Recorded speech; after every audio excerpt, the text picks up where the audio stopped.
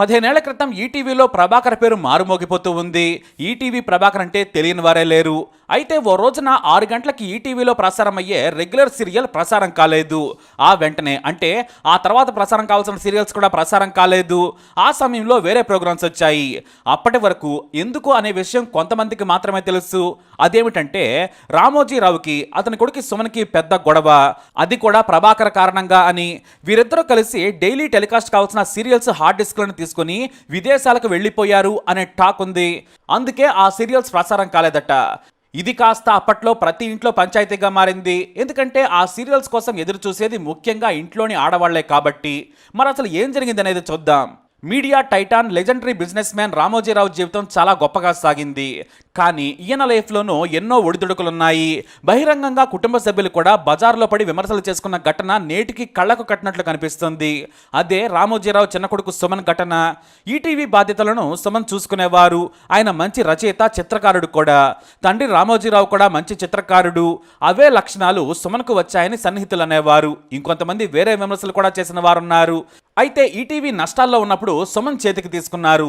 అప్పటి వరకు రామోజీరావు చూసుకునేవారు. ఇక భారీ నష్టాల్లో ఉండడంతో మార్గదర్శి చిట్ ఫండ్ నుంచి తీసుకున్న 40 కోట్లు కూడా బాకీ పడ్డాయి. అయితే సుమన్ చాలా తెలివిగా ఈటీవీని తీర్చిదిద్దారు. దాదాపుగా ఆయన 5 ఏళ్ల పాటు శ్రమించారు. ఎందుకంటే నాడు సీరియల్స్ అంటే జెమినీ టీవీని బాగా చూసేవారు.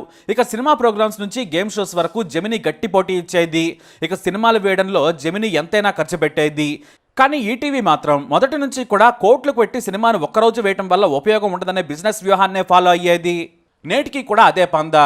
అయితే ఈటీవీ సుమన్ చేతికొచ్చిన తర్వాత లేడీ డిటెక్టివ్ నుంచి అంతరంగాల వరకు వరుసగా సీరియల్స్ అన్ని సినిమా రేంజ్లో హిట్ అయ్యాయి. ఈటీవీ సీరియల్స్కు ప్రైమ్ టైంలో బాగా డిమాండ్ ఏర్పడింది.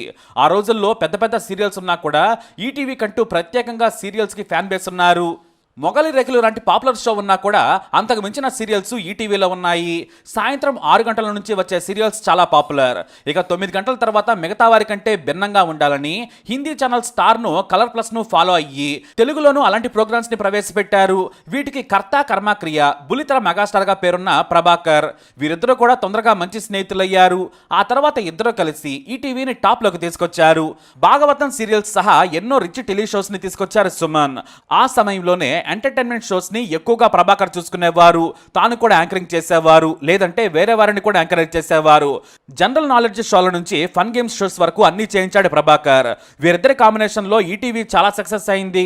అంతేకాదు నష్టాల నుంచి బయటపడి 40 కోట్ల అప్పును కూడా తీర్చేసింది. సరిగ్గా ఈ సమయంలోనే ఈటీవీలో మొసలం పుట్టింది. రామోజీ ఫిలిం సిటీలో మొత్తం 3 పవర్ సెంటర్స్ ఏర్పడ్డాయనే టాక్ బయటకు వచ్చింది.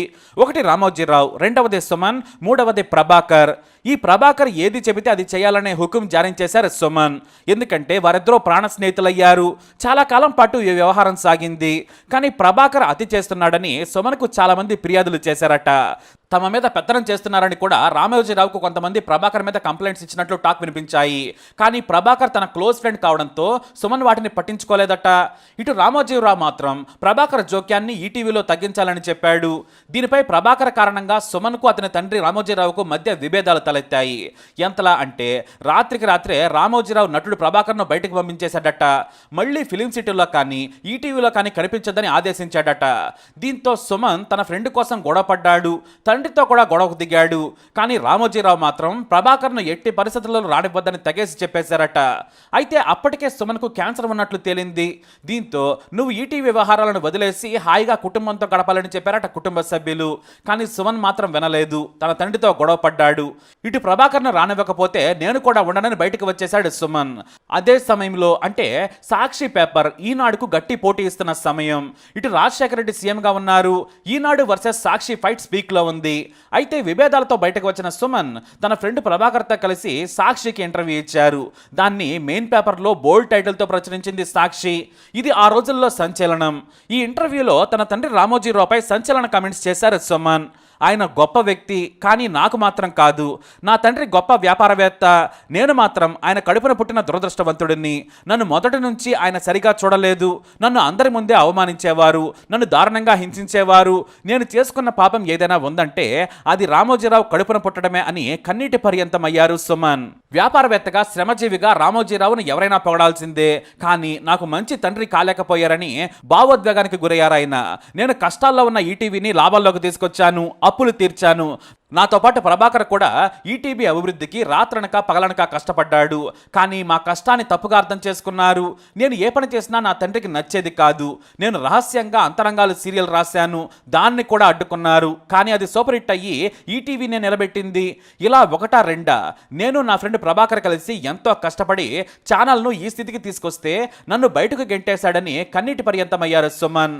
రామోజీరావు కొడుకు సుమన్ బయటకు వచ్చి ఇచ్చిన ఈ ఇంటర్వ్యూ నాటి సంచలనం కలిగించింది. దీంతో రామోజీరావు ఎంతో కలత చెందారు. దాదాపు వరుసగా వారం రోజుల పాటు ఈ సుమన్ కథనాలే మీడియాలో హడావుడి క్రియేట్ చేశాయి. ఇక ప్రభాకర్ కారణంగానే రామోజీరావు కుటుంబంలో గొడవలు వచ్చాయనే వార్తలు కూడా ఊపందుకున్నాయి. కానీ ప్రభాకర్ను సుమన్ వెనకేసుకొచ్చారు. అయితే ఇటు ప్రభాకర్ మాత్రం తన వర్షన్ కూడా వేరేలా వినిపించారు. ప్రభాకర్ చెప్పింది ఏంటంటే, రామోజీరావుకు సుమన్కు మధ్య మొదటి నుంచి వ్యక్తిగత విభేదాలు ఉండేవట. ఒకానొక దశలో ఛానల్ వ్యవహారాలను చెరి సెకండ్ టైంలో చూసుకునేవారని చెప్పారు. అయితే ఇలా చేయడం వలన ఛానల్ క్వాలిటీ దెబ్బతింటుందనే విషయాన్ని ప్రభాకర్ సుమన్కి చెప్పారు. దీంతో సుమన్ ఆదేశాల మేరకు ఉదయం వేస్తున్న కార్యక్రమాలన్నింటినీ కూడా రద్దు చేసేశారు. ఈ విషయం రామోజీరావుకు తెలిసింది. ఆయన వెంటనే కోపంతో వచ్చేశారు. తన సెక్రటరీ ద్వారా ఫోన్ చేయమని పిలిపించారు. అది కూడా ప్రభాకర్ని. ఫోన్ చేయగానే ప్రభాకర్ సుమన్ దగ్గరికి వెళ్లారు. మీ ఇద్దరి స్నేహం వల్ల నాకేమీ ఇబ్బంది లేదు, కానీ నీవు కొంచెం ఎక్కువ చేస్తున్నావు. నేను తీసుకున్న నిర్ణయాన్ని ఎలా మారుస్తావు? అలా చేసి చాలా పెద్ద తప్పు చేశావు. నీవు చేసే కార్యక్రమాల వల్లే డబ్బులు వస్తున్నాయి అనుకుంటున్నావా అంటూ రామోజీరావు ప్రభాకర్పై సీరియస్ అయ్యారు. రామోజీరావు ఒక్కసారిగా అలా మాట్లాడేటప్పటికీ ప్రభాకర్కి భయం వేసిందట. దీంతో రాజీనామా చేసి వెళ్ళిపోతానని చెప్పగా నీ ఇష్టమని రామోజీ మొహం మీద చెప్పేశారట. ఈ విషయాన్ని సుమన్కు చెప్పారు ప్రభాకర్. దీంతో నువ్వు గాని వెళ్ళిపోతే నేను కూడా ఉండను, నేను కూడా రాజీనామా చేస్తానన్నారట. అంటే ప్రభాకర్ రాజీనామా చేసిన 10 నిమిషాల్లోనే సుమన్ కూడా రాజీనామా చేశారని ప్రభాకర్ చెప్పుకొచ్చారు. తండ్రికి కొడుకుకి మధ్య మొదటి నుంచి కూడా గొడవలున్నట్లు అనిపించిందని, వాటి మధ్యలో తాను ఇరుక్కున్నట్టుగా ప్రభాకర్ అన్నారు. అయితే ఆ గొడవతో ప్రభాకర్ కెరీర్కే పెద్ద దెబ్బ పడింది. ఆ ప్రభావం ప్రభాకర్ని చాలా కాలమే వెంటాడింది. అతి కష్టం మీద మళ్ళీ నిలదొక్కున్నారు. వాస్తవానికి ఇక్కడ ప్రభాకర్ చెప్పింది ఏంటంటే, అక్కడ కార్యక్రమాలని రామోజీరావు ఫైనల్ చేసినట్లయితే తాను ఖచ్చితంగా జోక్యం చేసుకుని ఉండేవాడిని కాదని చెబుతున్నారు ప్రభాకర్. కానీ అప్పటికే జరగాల్సింది జరిగిపోయింది. వీరిద్దరూ కలిసి టెలికాస్ట్ కావాల్సిన హార్డ్ డిస్క్లను ఎత్తుకెళ్లిపోయారు. అయితే ఆ రోజుల్లోనే సుమన్కు ప్రభాకర్కు మధ్య గే రిలేషన్ ఉందనే పుకార్లు కూడా వచ్చాయి. అందుకే లెజెండ్ లాంటి రామోజీరావును ప్రభాకర్ కోసం ఎదిరించి సుమన్ బయటకు వచ్చారని రకరకాలుగా వెబ్సైట్లలో వార్తలు దర్శనమిచ్చాయి. కానీ రామోజీరావు మొదటిసారి కొడుకు కోసం వెనక్కి తగ్గారు.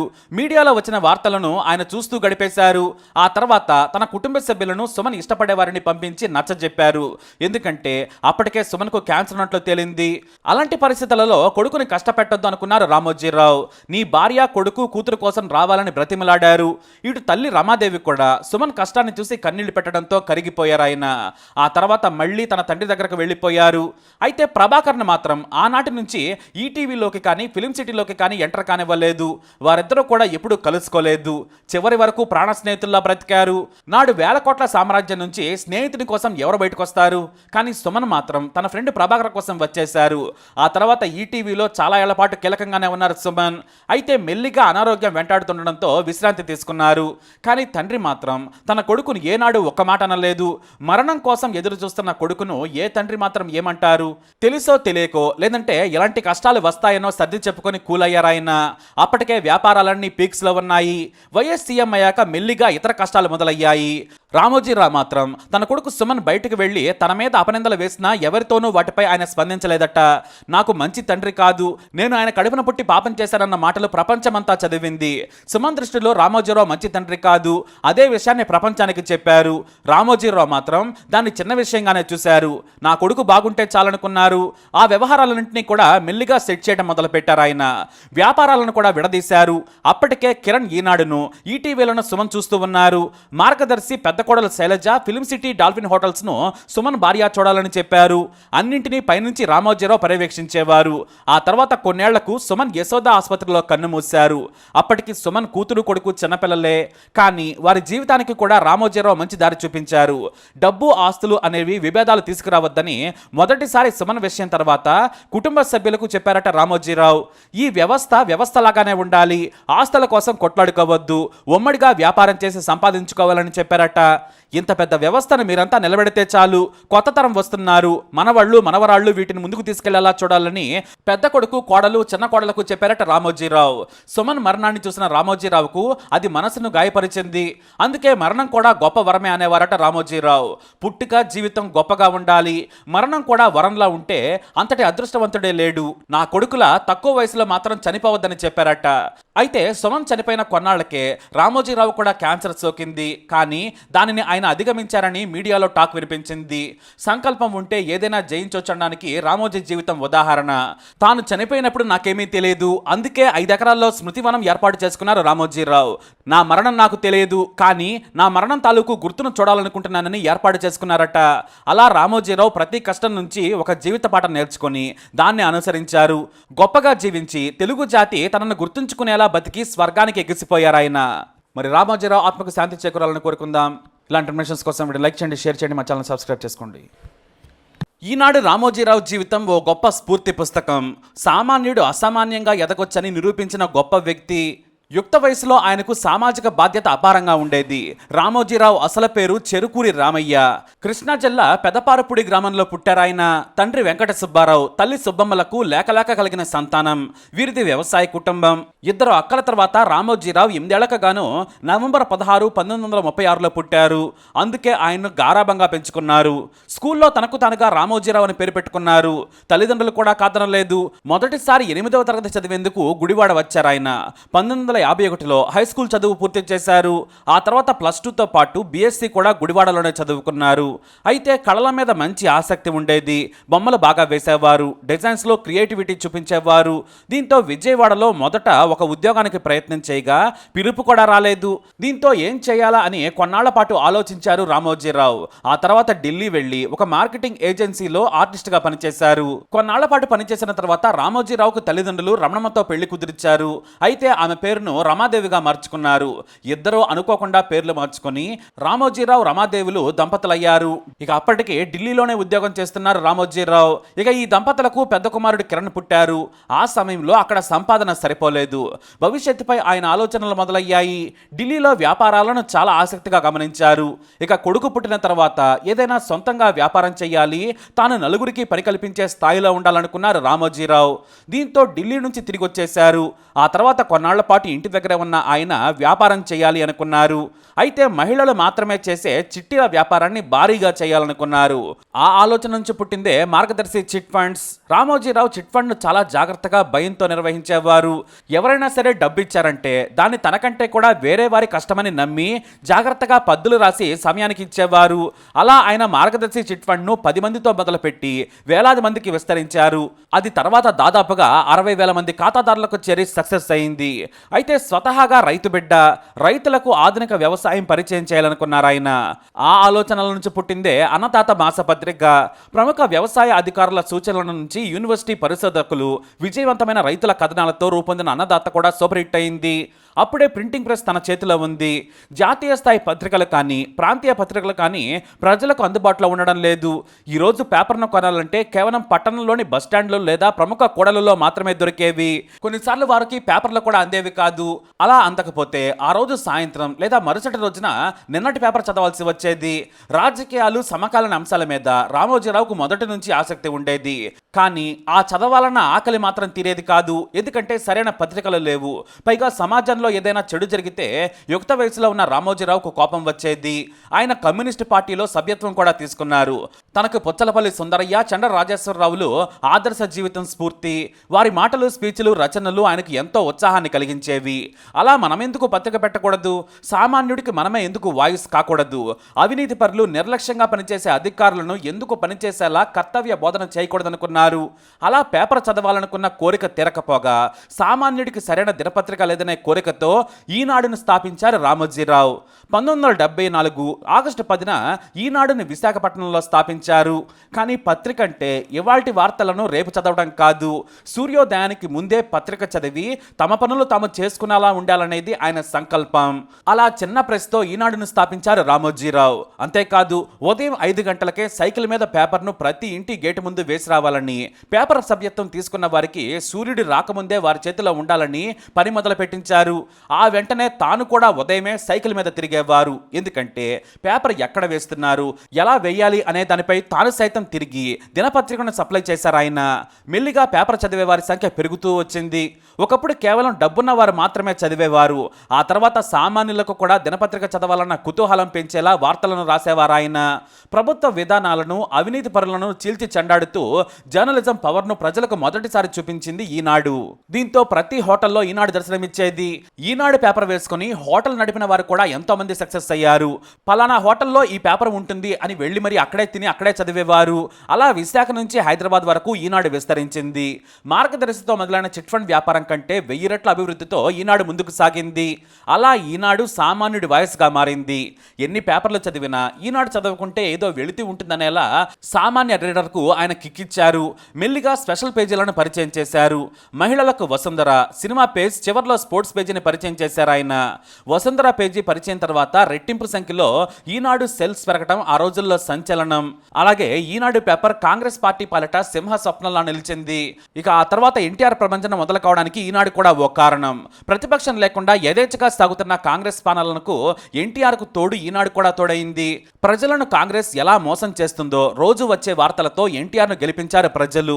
అలా నాటి నుంచి ఈనాడు కీర్తి దేశమంతా పాకింది. దేశంలోనే అత్యధిక సర్క్యులేషన్ గల పత్రికగా కూడా కొన్నాళ్ల పాటు రికార్డు క్రియేట్ చేసింది ఈనాడు. ఆ తర్వాత సినిమా ప్రియుల కోసం సితారా, సాహితీ ప్రియుల కోసం చతుర, విపులను కూడా ప్రవేశపెట్టి మీడియా రంగంలోకి దూసుకుపోయారు. అయితే ఇంగ్లీష్లో కూడా ఇదే రేంజ్లో జాతీయ స్థాయిలో సంచలనం సృష్టించాలనుకున్నారు రామోజీరావు. అలా న్యూస్ టుడే స్థాపించారు. కానీ అది క్లిక్ కాలేదు. ఇంగ్లీష్ చదివేవారు తక్కువగా ఉండడంతో పాటు జాతీయ పత్రికలతో పోటీ పడలేకపోయారు. దీంతో దానిని మూసేశారు ఆయన. ఇంకా చెప్పాలంటే మొదటిసారి ఏదైనా పని మొదలు పెడితే ఫెయిల్ కావడం రామోజీరావుకు చరిత్రలోనే లేదు. మొదటిసారి న్యూస్ టుడేని మూసేశారు. కానీ ఆ సమయంలోనే ప్రియా ఫుడ్స్ను స్థాపించి తెలుగు వారి రుచులను బయట రాష్ట్రాల వారికి కూడా రుచి చూపించిన ఘనత రామోజీరావుదే. వందల రకాల పచ్చళ్ళ నుంచి స్నాక్స్ వరకు తయారు చేశారు. ఆ తర్వాత ప్రియా పచ్చళ్లకు డిమాండ్ పెరగడంతో ఏకంగా విదేశాలకు కూడా ఎగుమతి చేసి మరో రికార్డ్ క్రియేట్ చేశారు. ఎందుకంటే గతంలోనే రామోజీరావుకు ఈ పచ్చళ్లపై ఓ అనుభవం ఉంది. కానీ టైం కోసం వేచి చూశారు. దానికి ప్రియా అని పేరు పెట్టారు. ఈ ప్రియా ఫుడ్స్ కు జాతీయ స్థాయిలో నాడు ఎన్నో అవార్డులు దక్కాయి. స్వచ్ఛమైన క్వాలిటీతో ఉన్న పచ్చళ్లను దేశవ్యాప్తంగా ఉన్న ఎంతో మంది తెలుగు రుచుల ప్రియులు ఆదరించారు. అలా ప్రియా కూడా సక్సెస్ అయింది. ఇక ఆ తర్వాత దూరదర్శన్ మాత్రమే ఉన్న తెలుగు వారికి ఈటీవీని పరిచయం చేశారు రామోజీరావు. అప్పటికే జెమిని టీవీ కూడా ఎంటర్ అయింది. మొదట 18 గంటల ప్రసారాల నుంచి 24 గంటల ప్రసారాలతో ఈటీవీ సంచలనం సృష్టించింది.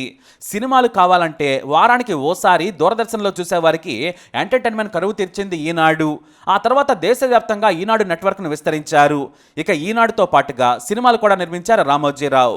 సామాజిక అంశాలతో సినిమాలు తీసేందుకు ఆయన ఆసక్తి చూపించేవారు. అసభ్యం లేకుండా అందరూ చూసేలా సినిమా కథలు ఉండాలనేది రామోజీరావు తపన. అలానే శ్రీవారికి ప్రేమలేఖ నుంచి ప్రతిఘటన, మౌనరాగం, అమ్మ, పీపుల్స్ ఎన్కౌంటర్ లాంటి సినిమాలను ఫిల్మ్స్ పేరుతో నిర్మించారు. ఇక ఆ తర్వాత మయూరి డిస్ట్రిబ్యూటర్స్ పేరుతో సినిమాల పంపిణీ కూడా చేశారు ఆయన. ఇక దేశంలోనే అతిపెద్ద ఫిల్మ్ సిటీని నిర్మించారు రామోజీరావు.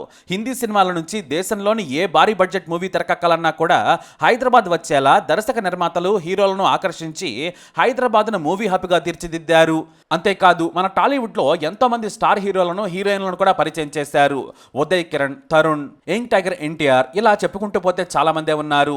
ఇక హీరోయిన్ శ్రేయ ఫస్ట్ మూవీ ఇష్టం, ఈ సినిమా కూడా రామోజీరావుదే. అయితే జీవితం సక్సెస్ఫుల్ గా సాగుతున్న తరుణంలో తన చిన్న కొడుకు సుమన్ క్యాన్సర్ తో చనిపోవటం ఆయన కొంగదీసింది. ఇక అంతకు ముందే సుమన్ వల్ల రామోజీరావు మానసికంగా దెబ్బతిన్నారు. సీరియల్ యాక్టర్ ప్రభాకర్ తో కలిసి సుమన్ రామోజీరావుకు ఎదురు తిరిగారు. అయితే రామోజీరావు ఆ విషయాన్ని చాకచక్యంగా పరిష్కరించారు. ఆ తర్వాత సుమన్ మరణించారు. ఇక సుమన్ మరణించాక మార్గదర్శిలో అక్రమాలు జరిగాయని నాటి వైఎస్ హయాంలో ఎంపీ ఉండవల్లి అరుణ్ కుమార్ కోర్టులో కేసులు వేశారు. దీంతో ఆర్థిక ఇబ్బందులు మొదలయ్యాయి. 10,000 ఎకరాల ఉన్న ఫిల్మ్ సిటీని మెయింటైన్ చేయడం అంత సులువు కాదు. దానికి నష్టాలు వచ్చాయి. డాల్ఫిన్ హోటల్స్ కూడా పెద్దగా సక్సెస్ కాలేదు. మార్గదర్శి చిట్ ఫండ్స్ డబ్బులను చట్టానికి విరుద్ధంగా ఫిల్మ్ సిటీకి ఇతరత్ర వ్యాపారాలకు మళ్లిస్తున్నారనే ఆరోపణలు ఎదుర్కొన్నారు. దీంతో ఏకంగా దేశవ్యాప్తంగా ఉన్న ఈటీవీ నెట్వర్క్స్ ఛానల్స్ ను ముఖేష్ అంబానీకి అమ్మేశారు రామోజీరావు. ఆ తర్వాత విపులా చిత్ర పత్రికలను కూడా క్లోజ్ చేసేశారు. అన్నదాత కూడా ఆ కోవలోకి వెళ్ళిపోయింది. అయితే ఈనాడు ప్రియా పచ్చళ్ళు విజయవంతంగా నడుస్తున్నాయి. ఫిల్మ్ సిటీ కూడా నష్టాలను వీడింది. అంతేకాదు ఈటీవీ లైఫ్, అభిరుచి, సినిమా, బాలభారత్ లాంటి ఛానల్స్ ను ఈటీవీ భారత్ ను మళ్లీ ప్రారంభించారు. అయితే ఏపీలో వైఎస్ జగన్ సీఎం అయిన తర్వాత రామోజీ రామోజీరావు ఇబ్బందులను ఎదుర్కొన్నారు. తన సర్కారును తక్కువ చేసి ప్రజల్లో చులకన చేసేలా ఈనాడు తప్పుడు వార్తలు రాస్తుందని జగన్ కక్ష కట్టేశారు. దీంతో రామోజీరావుపై కేసులు నమోదయ్యాయి. మార్గదర్శి చిట్ ఫండ్ ఆస్తులపై సిఐడి దాడులతో పాటు చెల్లింపులను కూడా ఆపేలా చర్యలు తీసుకున్నారు. ఇక వృద్ధాప్యంలో ఉన్న రామోజీరావుకు ఆరోగ్యం బాగలేకపోయినా కూడా అధికారులు ప్రశ్నించటం, ఆ వీడియోను బయటకు రిలీజ్ చేయడం సంచలనం సృష్టించింది. ఇక ఆ తర్వాత రామోజీరావు పూర్తి మద్దతు బాబుకు ఇవ్వడం మొదలుపెట్టారు. ఈనాడు పేపర్ నుంచి ఈటీవీ వరకు అన్ని కూడా బాబుకు మద్దతుగా తెలియజేశారు. గతంలో కూడా ఆయన ఎప్పుడూ టీడీపీకే మద్దతుగా నిలిచేవారు. జగన్ను గద్దె దించడమే ఈనాడు లక్ష్యమైంది. ఇది జగన్ వర్సెస్ రామోజీరావు పోరుగా కూడా మారింది. ఎన్ని కేసులు పెట్టినా రామోజీరావు మాత్రం వెనక్కి తగ్గలేదు. ఎంతలా అంటే ఏపీలో ఈనాడు పేపరు, టీవీలు చంద్రబాబుకు మద్దతుగా వార్తలు రాయడం మొదలుపెట్టాయి. అలా రామోజీరావు, చంద్రబాబు నాయుడు కూటమి సక్సెస్ అయ్యేందుకు తన వంతు సాయం చేశారు. కూటమి గెలుపును ఆయన చూశారు. అయితే హఠాత్తుగా గుండె సంబంధమైన సమస్య తీవ్రం కావడంతో జూన్ 6న స్టార్ హాస్పిటల్లో జాయిన్ చేశారు కుటుంబ సభ్యులు. స్టంట్ కూడా వేశారు. కానీ ఇతరత్ర సమస్యలు తీవ్రం కావడంతో జూన్ 8 ఉదయం 4:50 కన్నుమూశారు రామోజీరావు. ఆయన మరణంతో ఓ మీడియా లెజెండ్ శకం ముగిసిందని చెప్పొచ్చు. చిట్ వ్యాపారం నుంచి మొదలుపెట్టి ప్రియా ఫుడ్స్ వరకు ఆయన ప్రతి వ్యాపారంలో సక్సెస్ అయ్యారు. నష్టాలు రాగానే వాటిని మూసేసి కొత్త వ్యాపారాలు మొదలుపెట్టేవారు. ఎక్కడో ఢిల్లీలో నెలకు 200 జీతంతో కెరీర్ మొదలుపెట్టిన రామోజీరావు 8 లక్షల కోట్ల ఆస్తులను ఆయన సృష్టించారు. మరి రామోజీరావు ఆత్మకు శాంతి చేకూరాలని కోరుకుందాం. రామోజీరావుపై మీ అభిప్రాయాన్ని కమెంట్ ద్వారా తెలియజేయండి. ఈ వీడియో అప్డేట్స్ కోసం మా ఛానల్ ఫాలో అవ్వండి. అలాగే తప్పకుండా సబ్స్క్రైబ్ చేసుకోండి. నందమూరి బాలకృష్ణ ఫ్యామిలీని ప్రచారానికి దూరంగా ఉంచేవారు. కానీ పిల్లలు పెద్దయ్యాక అందరూ మీడియాకు తెలిసిపోయారు. ఇక చంద్రబాబు నాయుడు కోడలుగా నారా బ్రాహ్మణి వచ్చిన తర్వాత నందమూరి నారా ఫ్యామిలీ మొత్తం ఏకమైపోయింది. ఇక తేజస్వి మోక్షజ్ఞలు కూడా సామాన్య సినిమా ప్రేక్షకులకు, బాలయ్య ఫ్యాన్స్కి సుపరిచితమే. అయితే చాలామందికి తెలియని విషయం ఏమిటంటే నందమూరి బాలయ్య సతీమణి గురించి, అదే వసుంధరాదేవి గురించి. బాలయ్య పెళ్లి ఈమెతో చాలా యాదృచ్ఛికంగా జరిగింది. అంటే ఓ మెరుపులా జరిగిపోయింది. కళ్యాణం వచ్చినా కక్కొచ్చినా ఆగదంటారు కదా, అలా అన్నమాట. నటన నుంచి విరామం తీసుకొని రాజకీయ అరగ్రటం చేశారు నందమూరి తారక రామారావు. 1982లో ఆయన రాజకీయ పార్టీ ఏర్పాటు చేసిన తర్వాత ఎంతో బిజీగా ఉండేవారు. అయితే అప్పటికే ఈనాడు అధినేతగా రామోజీరావు చాలా పేరుగాంచిన వ్యక్తి. తమ రాజకీయం నుంచి ప్రజల సమస్యల వరకు ఎప్పుడూ జర్నలిస్టులతో చర్చిస్తూ ఉండేవారు రామారావు. అంతేకాదు సలహాలు కూడా తీసుకుంటూ ఉండేవారు. అలానే ఓ రోజున రామోజీరావు ఇంటికి వెళ్లారు రామారావు. పార్టీతో పాటు ప్రజలు ప్రచారంపై ఆయనతో చర్చిస్తున్న క్రమంలో ఓ అమ్మాయి టీ తీసుకుని వచ్చింది. ఆ అమ్మాయి తెచ్చిన టీ తీసుకున్న రామారావు ఆ అమ్మాయి ఎవరు అని రామోజీరావును అడిగారట. అప్పుడే నా ప్రాణ స్నేహితుడు సూర్యారావు కూతురని చెప్పారట రామోజీరావు. ఆమెనే వసుంధరాదేవి. మరి ఆ టీ తెచ్చింది ఎవరో కాదు, వసుంధరాదేవి. వాస్తవానికి వసుంధర అంటే రామోజీరావు ఆయన సతీమణికి ఎంతో ఇష్టమట. మొదటి నుంచి ఫ్యామిలీ ఫ్రెండ్స్గా ఉండేవారట. అయితే వసుంధరను తమతో పాటే కొన్నాళ్లు ఉంచుకుంటామంటే సూర్యారావు సరేనన్నారట. అప్పటికే ఆయన ఎస్ఆర్ఎంటీ అధినేతగా చాలా పాపులర్. శ్రీరామదాసు మోటార్ ట్రాన్స్పోర్ట్ అధినేతగా వందల వాహనాలే కాదు, వాహనాల స్పేర్ పార్ట్స్ బిజినెస్తో పాటు థియేటర్ల బిజినెస్లతో కూడా ఒక ఊపు ఊపుతున్నారు ఆయన.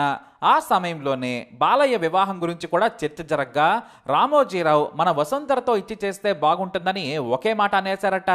వెంటనే రామారావు గారు కూడా సరేనన్నారు. ఇంకేముంది, సరిగ్గా వారం తిరగక ముందే మంచి రోజు చూసి అదే ఇంట్లో పెళ్లి చూపులు కూడా ముగిసిపోయాయి. ఎన్టీఆర్ ఇంటికి నందమూరి కొడలుగా వెళ్లడం తమకు సమ్మతమేనని వసుంధర తండ్రి ఒప్పుకున్నారు. అయితే దగ్గరి బంధువుల మధ్య పెళ్లి చూపులు గ్రాండ్గా జరిగాయి. దాదాపు లక్షల్లో కట్నం, అలాగే కారు కూడా ఆ రోజు బాలయ్యకు గిఫ్ట్గా ఇచ్చారని టాక్ ఉండేది. ఇక డిసెంబర్ 8, 1982న మధ్యాహ్నం 12:41 తిరుమల తిరుపతి వెంకటేశ్వర స్వామి కర్ణాటక కళ్యాణ మండపంలో బాలకృష్ణ వసుంధరల వివాహం జరిగింది. కానీ అందరికీ తెలియని విషయం ఏమిటంటే ఆ పెళ్లికి మాత్రం ఎన్టీఆర్ హాజరు కాలేకపోయారు. అప్పటికే ఆయన ప్రచారంలో ఉన్నారు. హరికృష్ణ, ఎన్టీఆర్ లేకుండానే బాలకృష్ణ వివాహం జరిగిపోయింది. ఆ పెళ్లికి పెద్దగా రామోజీరావు వ్యవహరించారు. వసుంధరాదేవి తల్లిదండ్రులు దేవరపల్లి సూర్యారావు, ప్రమీళారాణి దంపతులు కన్యాదానం చేశారు. బాలయ్య ఎన్టీఆర్ దంపతులకు 5వ కొడుకు. ఆ రోజున కేవలం ఎన్టీఆర్ సతీమణి బసవతారకమ్మ, ఇతర కుటుంబ సభ్యులు మాత్రమే ఉన్నారు. పెళ్లి ముగిసిన తర్వాత సాయంత్రమే అంతా హైదరాబాద్ పయనమయ్యారు. అలా ఆగమేఘాల మీద బాలయ్య వసుంధరల పెళ్లి జరిగింది. అయితే అప్పటికి బాలయ్య సోలో హీరోగా సినిమాలు కూడా చేయలేదు. కేవలం తండ్రితో కలిసి మాత్రమే నటించారు బాలయ్య. తాతమ్మ కళతో ఎంట్రీ ఇచ్చిన అన్నదమ్మల అనుబంధం సినిమాతో మంచి పేరు తెచ్చుకున్నారు. వాస్తవానికి ఆ పాత్రను చంద్రమోహన్తో చేయించాలి. తీరా సెట్ మీదకు వచ్చిన తర్వాత అతన్ని తీసేసి ఇంట్లో ఉన్న బాలయ్యను పిలిపించి మరీ ఆ రోల్ చేయించారట ఎన్టీఆర్. దీంతో చంద్రమోహన్ ఎంతో అవమానంగా ఫీల్ అయ్యారట. ఆ మూవీ తర్వాత కూడా వేములవాడ భీమకవి, దానవీర సూరకర్ణ చేశారు బాలయ్య. అక్బర్ సలీం అనార్కలితో బాలయ్యకు ఇంకాస్త పేరొచ్చింది. కాకపోతే అంతా అప్పటికి కూడా ఎన్టీఆర్ కొడుకు అనేవారు. పెళ్ళైన తర్వాత సాహసమే జీవితంతో సోలో హీరోగా నటించారు బాలకృష్ణ. అలా చేస్తూ ఉండగానే 1985లో ముద్దుల కృష్ణయ్యతో స్టార్ హీరోగా నిలబడ్డారు. హీరోగా నిలదొక్కున్నాకే 1988లో బ్రాహ్మణి, 1991లో తేజస్వి, 1994లో మోక్షజ్ఞ బాలయ్య వసుంధర దంపతులకు పుట్టారు. ఆమె మొదటి నుంచి పెద్ద వ్యాపారవేత్త కూతురు అయినప్పటికీ కూడా ఇంటిని దాటి ఎప్పుడూ బయటకు వచ్చేవారు కాదు. సినిమా వేడుకలకు కూడా దూరంగా ఉండేవారు ఆమె. ఇక ఆసక్తికరమైన విషయం ఏమిటంటే ఈనాడు కలర్గా మారిన తర్వాత మొదట్లో సినిమా పేపర్ను పరిచయం చేశాడు రామోజీరావు. ఈనాడు సినిమాకు మంచి పాపులారిటీ వచ్చి సేల్స్ కూడా పెరిగాయి. ఆ తర్వాత మహిళల కోసం ఓ పేజీని ఏర్పాటు చేయాలనుకున్నారు. మహిళలను కూడా పేపర్ చదివేలా చేయాలని ఓ పేజీని కేటాయించారు రామోజీరావు. అయితే దానికి ఏ పేరు పెట్టాలా అనే దానిపై చర్చ జరిగినప్పుడు తనకు కూతురు లాంటి ఇష్టమైన వసుంధర పేరు గుర్తొచ్చిందట. వెంటనే అదే పేరును కన్ఫర్మ్ చేశారు. వసుంధర అంటే పుడమి, ధరణి అని అర్థం. ఈ వసుంధర పేజీ నేటికి కూడా పాపులర్. మరి ఆ వసుంధర ఎవరో కాదు, స్వయాన బాలకృష్ణ గారి సతీమణి. ఇక బాలయ్య వసుంధరల పెళ్లి కార్డు కూడా మీరు చూడొచ్చు. ఇక్కడ చూసినట్లయితే వసుంధరాదేవి దేవరపల్లి సూర్యారావు, శ్రీమతి దేవరపల్లి ప్రమీళారాణి రెండవ కూతురు. ఇక బాలకృష్ణ ఎన్టీఆర్ దంపతులకు 5వ సంతానం. 8/12/1982 తేదీన బుధవారం పగలు 12:41 వీరి వివాహం జరిగింది. అది కూడా తిరుమల తిరుపతి వెంకటేశ్వర స్వామి సన్నిధానాన కర్ణాటక కళ్యాణ మండపంలో. ఎన్టీఆర్ హరికృష్ణ లేకుండానే బాలయ్య వివాహం అంగరంగ వైభవంగా జరిగింది. ఆ తర్వాత హైదరాబాద్ వచ్చాక ఎన్టీఆర్ ఆశీస్సులు తీసుకున్నారు బాలకృష్ణ దంపతులు. మరి బాలకృష్ణ వసుంధర దంపతులపై ఈ వీడియోపై మీ అభిప్రాయాన్ని కమెంట్ ద్వారా తెలియజేయండి. వీడియోని లైక్ చేయండి, షేర్ చేయండి, మా ఛానల్ని సబ్స్క్రైబ్ చేసుకోండి.